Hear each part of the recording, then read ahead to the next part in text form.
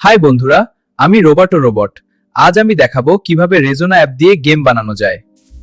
প্রথমে তোমরা তোমাদের মোবাইলে রেজোনা অ্যাপটি ওপেন করো।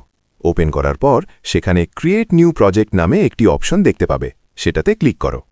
এরপর তোমার গেমের জন্য একটি সুন্দর নাম দাও, যেমন ধরো সুপার রান গেম বা তোমার পছন্দ মতো যে কোনো নাম। এরপর তোমাকে গেমের টাইপ সিলেক্ট করতে হবে। তুমি চাইলে রানিং গেম, অ্যাডভেঞ্চার গেম বা অন্য যে কোনো টাইপ বেছে নিতে পারো।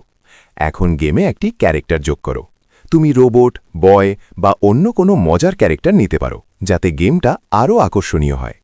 তারপর গেমের জন্য একটি ব্যাকগ্রাউন্ড সেট করো, যেমন জঙ্গল, শহর বা স্পেস, যেটা তোমার গেমের সাথে ভালো মানায়। এরপর গেমের কন্ট্রোলগুলো যোগ করো, যেমন জাম্প, রান এবং মুভ করার বাটন। এবার সবচেয়ে গুরুত্বপূর্ণ অংশ, গেম রুল সেট করা। যেমন যদি ক্যারেক্টার এনিমির সাথে ধাক্কা খায় তাহলে গেম ওভার হবে, আর কয়েন কালেক্ট করলে স্কোর বাড়বে।